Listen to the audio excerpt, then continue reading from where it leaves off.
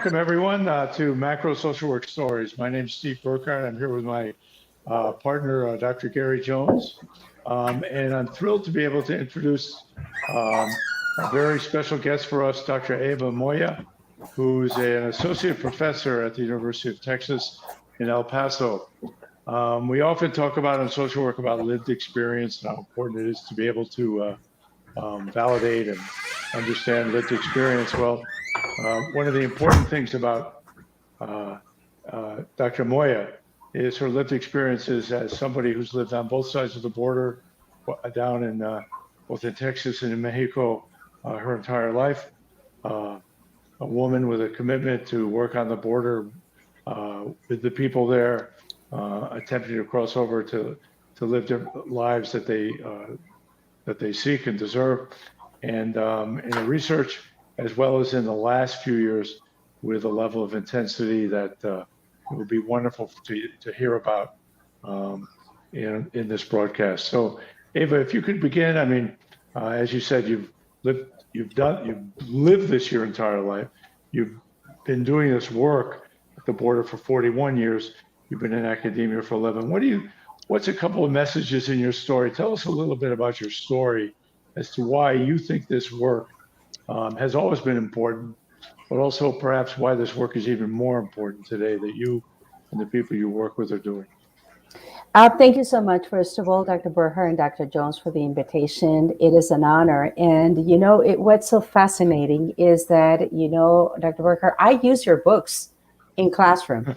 So I've been following your work. I have brought you into the macro experience here in El Paso. And so to have this conversation now with the author of books and readings, and discussions, I think it's really cool, as the students would say, but most importantly, it really helps us to connect also the stories that you write with the experiences that we have. And I remember being in a classroom once and telling my macro students, I said, one of these days, I'm going to reach out to the author and we're going to have a conversation about the U.S.-Mexico border. And I'm going to suggest that maybe somewhere in his next book, we have a chapter that discusses borders and international social work perspectives. And so here we are. So I'm going to take this that we're doing back to the classroom. And I know the students are going to go like, wow, that's really cool. Going back to the story, I didn't know that I wanted to be a social worker. So it took a little bit of, I would say a couple of years to find out that the social work was the calling. And finally, when I was able to connect with that purpose and that mission, for me, it was clear at the beginning that it really had to do with understanding systems and understanding macro structures. However, I trained at a time where the curricula really didn't have that option. And so I was sort of like stuck in administration, which is an element of macro practice, but that was the only option that I had. And so I graduated from UT Austin with a wonderful, degree in Master's in Social Work. Never visited the campus. So I was actually studying in El Paso while living in Juarez, Mexico, while commuting back and forth daily, twice, and doing practicums actually in both countries at the same time. So it was really a fascinating journey. So I learned about social work in that fashion. So for me, really looking at borders and not only the geography of borders, but borders means any kind of line that is traced by history, whether it is borders within the states in the United States or borders within the municipalities on the Mexican side or the international borders between the two countries. For me, is how do we look at border communities as a way to bridge, as a way to connect, as a way to leverage resources, talents, and opportunities. So that's how my brain has been wired, I think, the last 40 plus years, really trying to find ways of not dividing, which is really what we hear in the public discourse, the borders that divide and demarcate, the borders that tells you on which side you're in. So my upbringing is, okay, let's look at the bridges or the connections that can bring people together so that, it doesn't matter if you're a social worker on that side of the border or on the other side.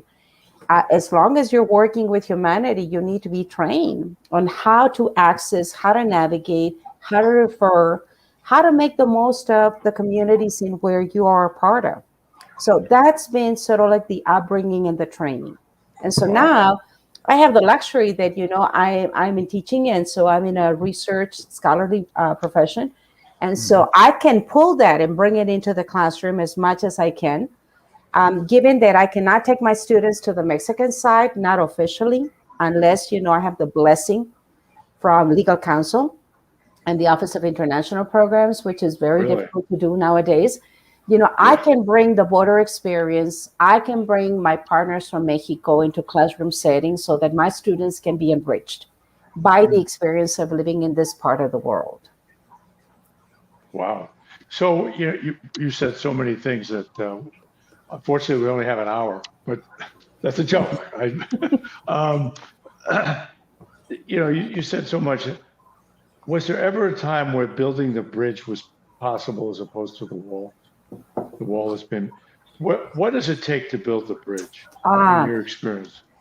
yes, I grew up at a time where you could literally cross the international bridge between Juarez and El Paso by sort of like going to the front of the line and in a verbal statement indicating if you were American. And so that in itself is sort of like Okay. off because we're all Americans in one way or another. Yeah, yeah. But the authorities would take your word, as such. Wow. And so therefore you could cross the international bridge and come to study, come to work, come to visit loved ones, interact.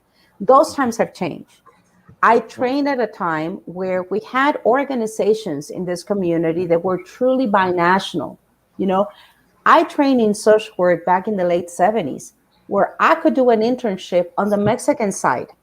As long as I could find a supervisor, good luck, Eva, finding a supervisor that was licensed, that was residing on the Oh, Mexican side.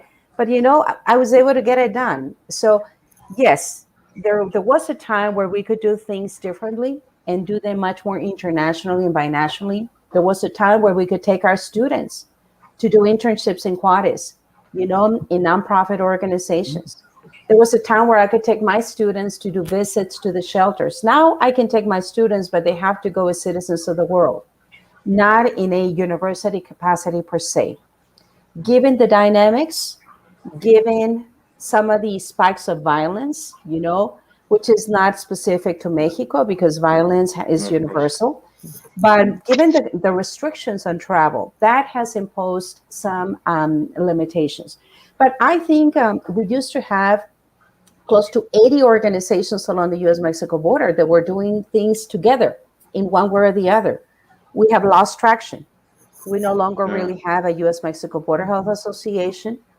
The US Mexico Border Health Commission is really unilateral. So now they're looking Wow. at things from the US side, and my partners from Mexico are looking at things from the Mexican side. Wow. And it's unfortunate because now more than ever, the kind of challenges that we have in social work require us to be international, require us to have global understandings. And I see governments pulling away in some areas of basic human rights. So it's up to social workers and other health professionals and caring individuals and humanitarian efforts to continue to build those bridges. And by the way, the bridges that are referred to are relationships, Yeah. not the Of course. physical ones, because Of course. we have those. We have those, and they're populated by thousands of vehicles and pedestrians that cross daily, one way or the other. But I'm talking about relationships that are really solid and partnerships in place. I never knew the the richness of 80 organizations, what that meant in terms of those bridges being built. And as you said, binational, that it just happened again and again and again. The popular press only talks about the wall, but obviously there's so much more that Mhm. goes into either a wall or a bridge. The building of relationships. Is there any, and given the intensity of what's at the border now, the humanitarian crisis that's there, um, there's so much more to be done that social workers, A, we need to understand around the country because I would say we don't, and B, what it is that's going on that we need to really support and address. Because I think, as you said, the whole world is only going to be, the problems are only going to be resolved internationally. They're not going to be Mhm. resolved on anything, within one set of borders. Um, What do you think when you look at the crisis today? Um, eh, from the outside, it just I can't imagine from the inside it looks better. It just looks so. It truly is a humanitarian crisis of enormous horror. Mhm. Um, how do you and the people with whom you work, the people with whom you care and support, um, what are you doing now that's moving the rebuilding the bridge, if at all possible, or is it something that's just more difficult now than ever? You know, this is a fascinating part that despite the fact that we don't have the presence of the 80 plus organizations, what we do is that we have incredible and powerful humanitarian efforts that are not Wow. waiting for the governments to act or to fund or to do. So Mm. I've seen in my community in Juarez and El Paso and along the US-Mexico border, I think the greatest humanitarian organization effort, basically funded by international organizations. You know, it's fascinating. When I train in social work, you know, Mexico was sort of like this, almost like down the developing world category. And through Mm. the last 40 years, Mexico has progressed significantly in terms of Yeah. democracy and in terms of economics. So it was fascinating that the international organizations were no longer looking at Mexico as a place that really needed development and sustainability. So, not with the humanitarian crisis, but also with the violent crisis that has taken place, primarily the presence of organization of crime and the different manifestations of crime and violence. What you now see is, for example, the UN, the Organization of International Migrations. You have the presence of UNICEF, you have the presence of Save the Children, you have the presence of Wow. HIAS. Never before, when I trained as a social worker, had I seen the presence of my colleagues and counterparts now in the trenches, almost having a permanent presence. And this is Ciudad Juarez. I can only imagine what's happening on the other 40 municipalities on the Mexican side, because Juarez Uh-huh. and El Paso, it's a pair of sister cities, but so is Tijuana with National City. So is San Yeah. Juan Nogales. So is Del Rio with Ciudad Acuña, you know, Edinburgh, and so forth. And so what I see is presence. I see greater international awareness. I see philanthropy coming through. I see organizations of regular citizens of the world coming together to reach out and say, how can we ensure that our communities become like sanctuary communities? I know sanctuary is not a popular word in the world of Texas and many other states that have like the allergy to welcoming the other, you know? Yeah. Yeah. So I see the great, in my opinion, and I've been around for some years, you know, maybe I'm not putting my glasses, but I see incredible humanity in the making. And so for me, Wonderful. that really makes me proud to be a borderlander because I look around, and when I look around, I see people that care for the other, whoever that other is. I'll give you a quick example. You know, I was putting a list together of partners yesterday for the university of organizations that do a lot for our students, that usually do so in a very quiet fashion. Out of that list of 20 agencies, 10 of them are not in El Paso. Actually, they're Wow. either in Juarez or they're in New Mexico, you know, and they Wow. are the ones that are helping move donations. Give you an example. Yesterday, it was moving water. It was creating a list of things that are needed on the Mexican side in shelters that are right now attending to the needs of literally hundreds of people that are seeking asylum or seeking refugee status that come from the interior of Mexico, that are traveling from Colombia, Venezuela, Cuba, Uh-huh. Brazil, Ecuador, Panama, Belize, Guatemala, Honduras. And, you know, it's my partners in New Mexico, in Placitas, New Mexico, you know, 30 minutes away from Albuquerque, that are saying, Eva, what are the needs? And so, Wow. what do we social workers we do? We connect people. I see myself really as a connector. I tell my students that we're like glue, like gomita. Gomita is the Oh, word that's in good. Spanish. And it's like we're like glue. And we sort of like we're not necessarily the Velcro type, but we sort of like help facilitate and leverage. And so we spend a lot of time, I would say, outside of the teaching and the research, connecting people with possibilities. So yesterday, when I went to the shelter yesterday afternoon to Ciudad Juarez to take one of my colleagues who's a photographer, retired attorney, he's in his mid 80s. He Uh-huh. drives monthly to Juarez, to serve, to photograph the realities, to write the narratives, to go back and share the stories so that others can humanize what the situation is. He helps to reframe the discussion so that it's not about the other, but it's about our brothers and sisters in need. And he helps to leverage support. So yesterday's story was about Casa Respetrans, which is a shelter in Juarez, but it was also about another small shelter that does work primarily with members of the transgender community. But it was also about writing up about the hot dog drive that is taking place in Juarez this weekend to raise funds for a hospice facility that is run primarily with people that have mental distress because the government is incapable of doing the things that need to be done.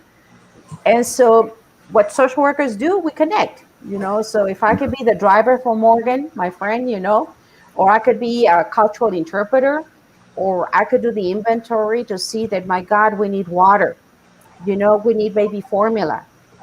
The big need is diapers, and I was telling the Yeah. manager of the facility, there's just so many box of diapers that we can get before we ran out of funds. And so the conversation turned to, do you think you can make your own diapers? Do you think I can get cloth? We already have the sewing machines. Do you think you can make the diapers for the children in the shelter, but maybe give some of those diapers to the other shelter in the community? So Well, those that's are beautiful. things. Those are things we can do, I, without a doubt. I see, sorry to hop in here, but Yes. I see a theme from actually stretching to last week too, with waiting on the government to do the right thing. Um, there's tends to be a group that waits, hoping that we can lobby and gather forces to get the incremental change that results eventually in the thing that we need. And then there's the other group who crosses the border, says these are the things we need, gather it, or this is the minimum we take, and then we show, you know, we, we show, don't tell, while telling, let the others keep telling. But I hope that social work starts doing more, that bridge you're talking about, Dr. Moya, and just not necessarily does every person need to be lobbying or being at the border, but making sure both are getting done, even if Yeah. you're not doing it. And you made me flash back to Harvey as well when I was doing Red Cross work. And one of the first groups to show up, outside organizations to show up, which was really an inside organization, was Mexico's Red Cross. So they were the first over there. They were the most helpful. They were the easiest to work with. And they showed up as humanitarians helping their Americans across the border. And I found no end of small jokes inside of how kind the entire group was. And they stayed and they stayed and they stayed longer than the other orgs too. So just to make sure that the basics were met. And I'd forgotten about that until you were talking, but they were definitely a group that just showed up. So if we're allowed in, if the humanitarian organizations are allowed in, they do so much good. And I don't think it should be left up to only the nonprofits to do it. Correct. Government should be coming in and going, oh, right, let us fund this. You're doing a great job, without trying to alter it. Pay the minimums needed for living wages and whatnot. But we know there's a long way to go there. So I really appreciate this perspective. I think these all tie together really well. And we don't necessarily have to wait for government to give you the okay to do it the right way. And I really appreciate your work. So. Yes. Thank you. The glue, I love the glue. I love the idea of social workers as Yeah. glue. It's there's so much in that could be could be developed. I just think it's really wonderful. It may end up in a chapter. Who knows? Why not? Hey, so, but it's a wonderful way to imagine who we are and what we do. Because without waiting, we still make the demand, but we also don't wait. Gary, I don't want to be the only one. I'm sure you're. Yeah, so a lot of insight has been discussed on today. How one of our primary roles as social workers or helping professionals is connecting those relationships. You talked about bridges. Bridges are relationships, and trying to partner with our students, because many times we only see one type of uh, picture of our brothers and sisters at the border. They only show one side of it. Um, how can other professors give a more balanced perspective on what's really going on in other countries, where we're not uh, looking as we got it going on in America when we really don't? Yeah, really. You know, That's funny, that's but a true. that's a fascinating observation. I think that we can do a lot of things from where we are to actually have a better and greater understanding of border perspectives. And again, it doesn't have to be the geographical border on the US-Mexico border, but I value much when others take our stories and stories. I say plural because there are multiple stories, and they're able to project the stories, and they can bring some of these stories into the classroom. So one thing that I would say, now with the online virtual sort of like mechanics of how we're interacting, there's nothing that would preclude us, in El Paso from being part of your spaces and in your classroom setting and saying, okay, I want to invite you to come over. I want you to share with our students. And it doesn't have to be the professor, it could be other students that are really providing perspectives. How do they feel? How do the military students that are based out of El Paso feel in a community that it is primarily or 85% Hispanic, Mexican origin, highly mobile, highly international, given that we're right at the midpoint of immigration, migration. We've been at the epicenter of experiments that have been made, wrong policy, bad policy. We're also rich in military presence. And we're at the midpoint of the US-Mexico border. How cool and how dynamic is that to bring that story into the classrooms, let's say in Iowa, in Hawaii, in Washington State, in Oregon, in other parts of California. So I would say we need to start by educating ourselves. So I start by educating myself daily and constantly and saying, wow, I do not know it all. On the contrary, every day I feel like I know less about the policies, about, the procedures, about the dynamics. And so therefore, I make a concerted effort to always sort of like be asking. The second is framing the conversation, I think is really important, because we could also be the reproducers. And I think Dr. Burker speaks of this beautifully in his work about how we can reproduce the oppression from which we're trying to break ourselves from. And so we end up only creating, more inequalities without really the intent. And sometimes in social work, we may be doing that because we tend to forget where we come from, or we have lost that groove or that passion and that essence and that focus. So I think watching ourselves really listen to the language that we use, which really needs to be a language that is inclusive, that it is caring, that is diverse, that is appreciative of the different ways of being. Really ensuring that we don't judge, because that also happens, that we judge who the other is and who has the right and who doesn't. And so I think we need to catch ourselves in the profession also saying, well, what is it that I heard you say? Well, what is that you mean? So you are for equity and inclusion, and yet, your agency or your program is excluding some members of the society. I just don't get it. Third, I think that we need to reach out more. I think that we're in an incredible time in social work profession to really be a little bit even more eclectic, more proactive, to do greater and more effective advocacy, and do that in a multilingual, multicultural way. And we really need, I think, to be much more intercultural in our approach. Yes, I have books that talk about multiculturality, in social work, but I think we need to go beyond really multiculturally. And then we also need to organize. So imagine how powerful, and I know that Dr. Burkhardt is doing this with a group of very committed practitioners and academicians. How do we organize around fair pay, equal access? How can we organize to really have a movement where we end up protecting the basic human rights? We had this discussion in class, as a matter of fact, in the macro class this week. And I asked my students to be critical of the Declaration of Human Rights. And so a good number of my students said, Professor, you're the first one that asked us to look at the Human Rights Declaration. And we had no idea that these were the articles and it's outdated. And so it has to be fixed. And I said, okay, so what would you do?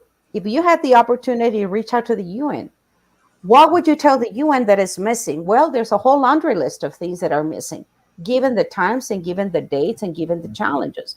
So we need to figure out a way to organize more strategically and intentionally across geographies. So imagine if we were to partner up with my peers in Maryland, because I need their help. They could probably benefit for understanding what is it like to be brought up, in a primarily Hispanic, Latino, international setting. How rich would that be? And then the last thing, I think our curricula in social work, undergraduate, graduate, needs to possibly be revamped a little and sort of like infused. Infused, yes, or a lot. Infused, A lot, yeah. I hear my students say, Professor, you're the only one that sort of like teaches the macro thing. It's like, what do you mean the macro thing? Well, the macro class, and we're taking it in the last semester, and we're about to graduate. And sometimes we missed the opportunities to really bridge, going back to the bridge analogy, bridge one professional, multiple venues, different arenas, more importantly, populations, and do that as one profession per se. So those are some general observations. We certainly have some themes here, don't we? Yeah, they're brilliant. One thing you made me think of too when talking about the UN, which is some of my background. And by the way, your students can get involved this week because it's General Assembly Week, and there are at least two very large organizations within the UN that are taking all the youth feedback. So if you want to catch me offline, I can connect you. Thank you. Or on Twitter, no problem.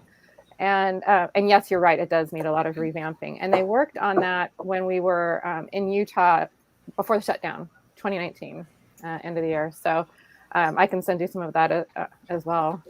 It's a step forward, but of course, it's a lot of countries and a lot of different policies and religious beliefs, and it's very difficult to get agreement. But they started on it. The thing I was going to say as well is working with the UN, the thing I realized a couple of years in is how much the US sees themselves as the insiders and never the outsiders. And the last few years, the UN has come in and shamed the US, with statements, whether it's in the South or in Flint with water crisis, that we have a problem with how we treat our humans here. And there have been several, I can't even think of them off the top of my head.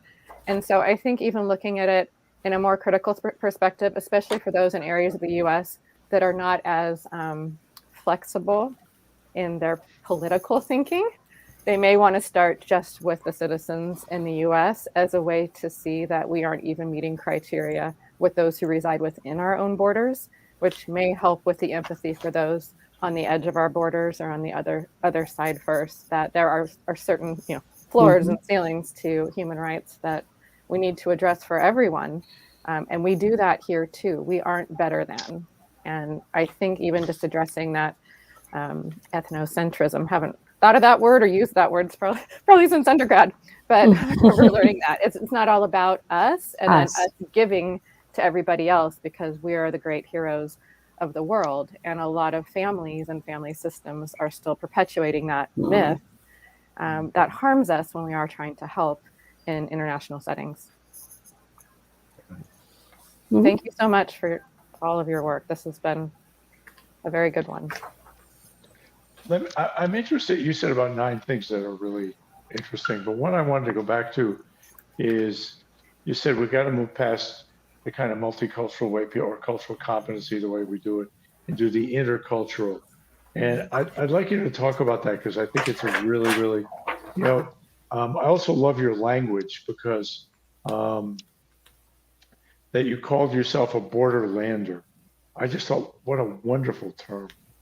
But which of course speaks to the intercultural part. So I wonder if you could talk more about that, because there's so much energy put into all these variations of how we look at culture, diversity, and so on. And I think you're onto something that we'd really benefit hearing more about. You know, the phenomena of being a borderlander, I really credit my colleague, Dr. Oscar Martinez, and the great work of the author and advocate Gloria Ansaldúa, who really speaks about borders as having this incredible dimension that open up hearts and that have a way of generating emotions and creating its own set of culture and interactions where you can try to explain what is it like to be a member of either one side or the other, and you really can't because you're really infused in multiple cultures, and at the end of the day, you're the product of these 2 or 3 countries, and you cut yourself together right at the middle, and so that in itself provides you with an incredible optic for life. So it's neither or. Yeah. The beauty is that you're able to move between the 2 countries, multiple languages, and when others try to define you, you don't really fit in boxes. So you're not really only a Mexicano or Norteamericano. It's like, no, you're a fronterizo or a fronteriza. So when I use the term borderlander in introductions, people look at me kind of awkward. And sometimes they, once they said, is that an awkward last name? And he's like, oh, no, let me go. That's like a phenomena. It's like, what do you mean a phenomena? It's sort of like you using a pronoun. It's like, okay, no, this is almost like an identity. It's part of who we are. So read the work of Dr. Oscar Martinez. He's just incredible in writing about border people and the different elements of being a borderlander. Yeah. And so you were saying that, and then intercultural. Yes, I trained early on through the lens of the Kellogg Fellowship. Colleagues such as my colleague Darlene Bailey, Dr. Bailey, and others. When we're exposed to international understanding, it sort of like opens the brain. I think of it as a parachute. And once the brain is open and expanded, the beauty is that like you can't go back to the original shape. It's sort of like when the late Professor Paulo Freire says, okay, start naming the world. And when you start naming the world, it looks different. And you begin to take ownership and you begin to have this sense of concientización. That really helps you to own and understand and begin to name the things that are not acceptable. So I think of the journey of being intercultural as really having a very deep understanding and respect for all the cultures. And I think that that's a tall order for social work, like many other disciplines in the world. But I think that for social work, it's especially important. Because what does having a deep understanding mean? And then when I say all the cultures, well, what does that mean? It also means, embracing cultures that are not only affiliated with ethnic or racial, identities, but the cultures of how we interact with each other. That means that as social workers, we're going to need to be very comfortable. We're going to need to become very comfortable working with marginalized communities that traditionally, I don't see many social workers going to work with. I don't know about you, but I see, and I have a lot of respect for all my peers. I see social workers that want to come into a program, want to train, want to graduate, want to go into a private practice, want to work out with the government, want to be in a little bit more comfortable setting where people come to them. And so let the others come so that I can help. And I'm sitting there saying, well, it doesn't work that way unless people are like mandated to go to you, or there's a great level of awareness and intention to want to seek for help. But then the other reality is that the most marginalized and some of the most forgotten members of society are the ones that don't come to us. So where are we? So as social workers, I think we have the responsibility to reach out to where the marginalized, the oppressed communities are. And so unless we put that in curricula, unless we create the internships, unless we really create the simulations, unless we take the macro approach and really embed in our curricula experiential opportunities for our students to be creating assignments that are really meaningful. I'll just give you a couple of examples. So like moving through the lens of macro is not easy because, our curriculums are traditionally geared to address our competencies, which are fantastic. But students feel a little bit more comfortable looking through the micro lens. We're lucky sometimes they move through meso, and very few move to macro. So what I did in my macro course, I sort of like disrupted the traditional model. And I said, I want my students to learn about macro where in community. So I took the request of taking my students off campus in a beautiful Bhutanese architecture campus, looking to Mexico. That's where my campus is. It looks to Mexico. It looks to the wall. It looks to everything. And yes, we can't really touch it, but I can look through my window. And I said, I want to take my students off of the comfort of the campus and take them to the Opportunity Center for the Home Free, which is the largest shelter we have, not funded by the government, led by a social worker who experienced homelessness. And I said, I want to bring my students into the neighborhood. Well, they created a crisis. Why? Because why am I taking the students off campus to a poor neighborhood that already has incredible stigmas? What about parking? So where are the students going to park? My God, what if something happens to their vehicles? My God, does that mean that they're going to have to walk the sidewalk? And as though they're 8 years old. And so I went all the way through to my president. I brought my president into the campus. I asked my president to walk the neighborhood. I asked my dean. I asked my chair. I did whatever it had to do to ensure, that there was safety first.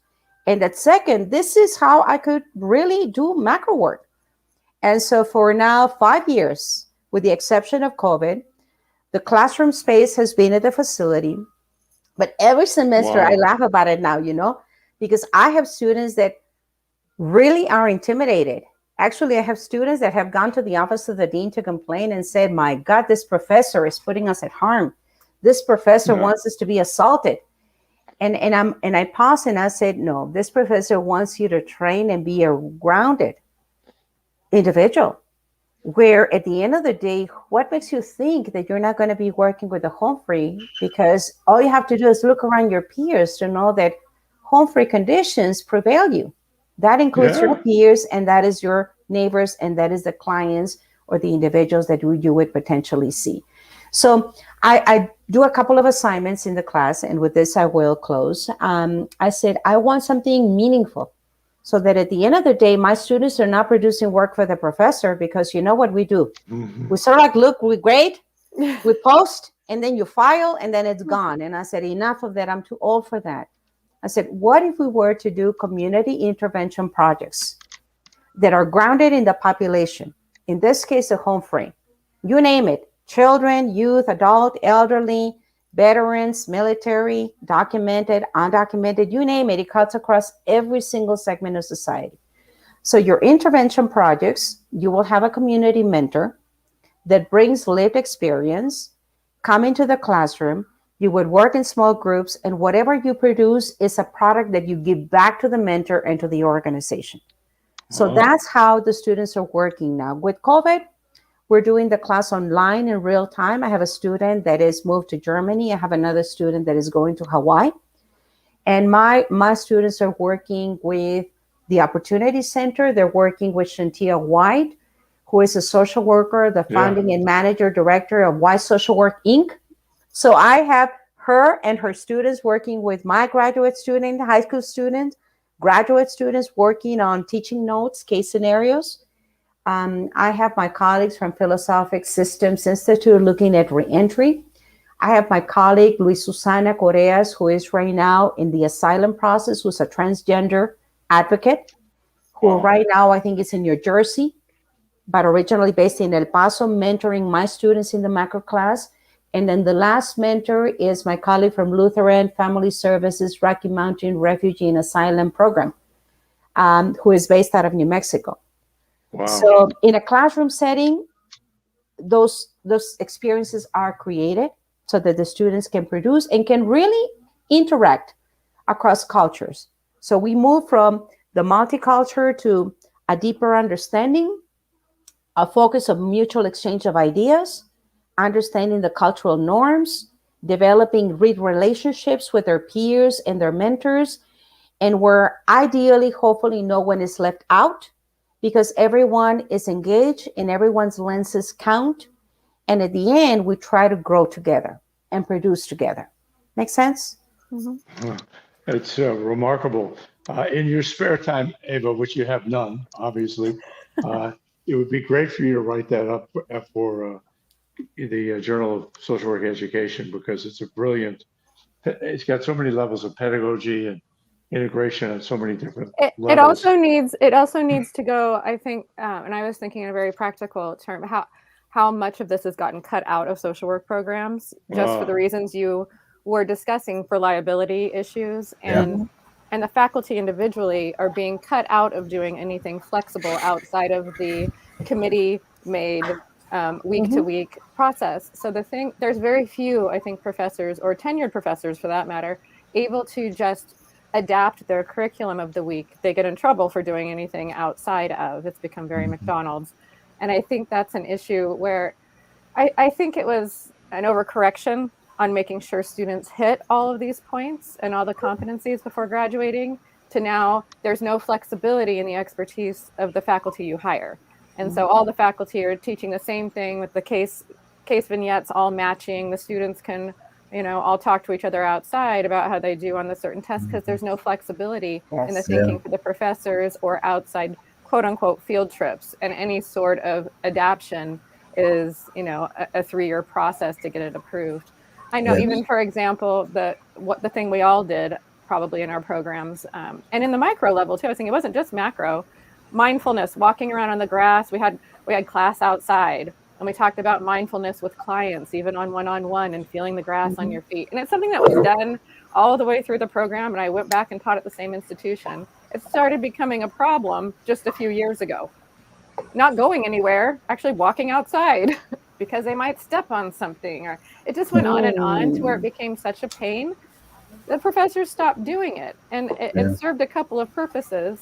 And it was just one of those ad hoc things that have been done over the years and are now no longer allowed, or it needs special permission. And so I would love to see us get more of this back. And I feel like when I was an MSW student, the faculty did have more flexibility in doing these things with us, and we get their background and expertise in a way I don't think they do now, because everybody's even using the same PowerPoints at a lot of the programs.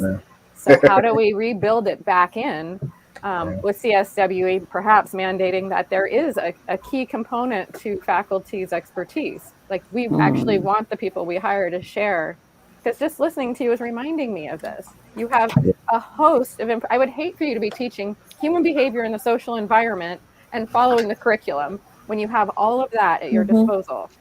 It would be a completely different course if you're allowed to teach it from your perspective, from your background, from your way of expertise. And it makes me feel frustrated inside to see the slide that's happened. And I would love to, like Steve said, have you write that up, but also have that be a key component for CSWE to look at, that we need this back in our schools.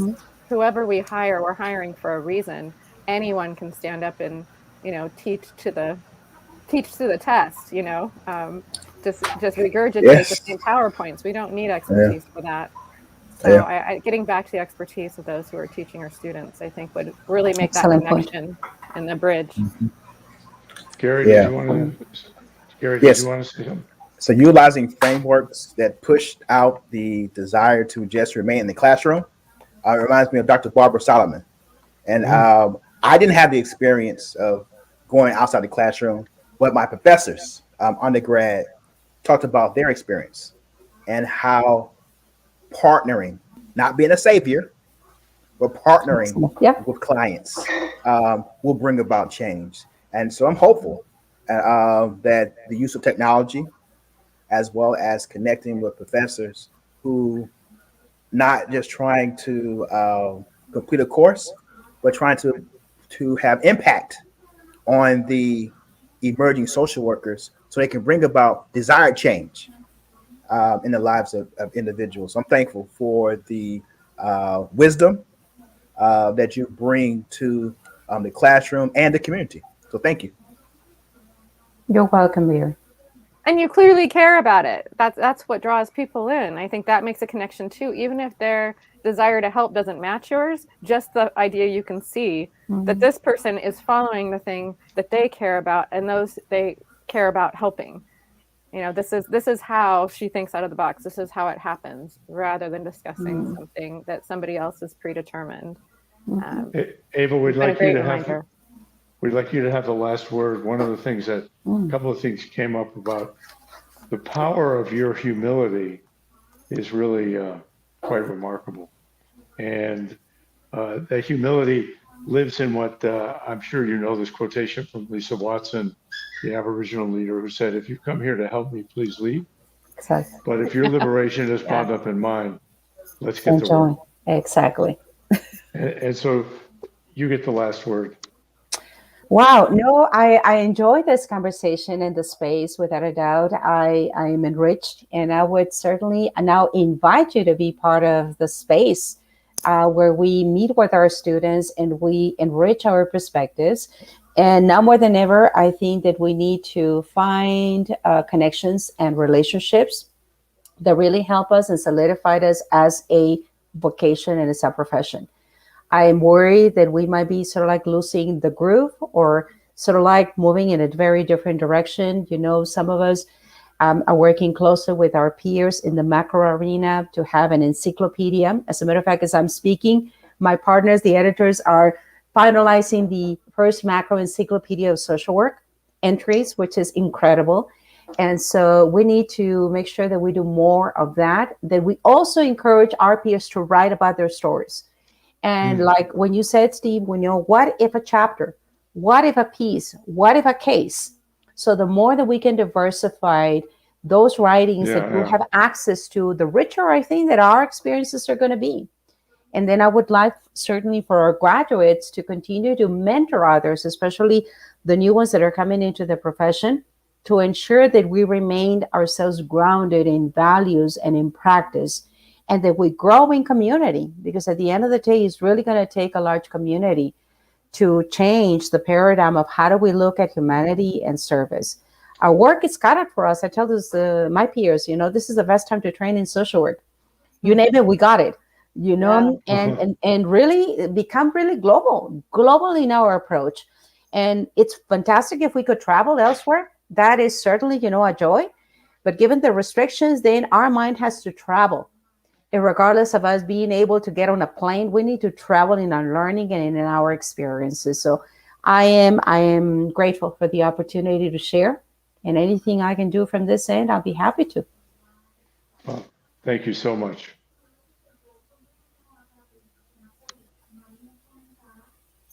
Thank you for your time today. We thank you for watching Macro Social Work Stories. We'll see you next time. Ava, that was amazing.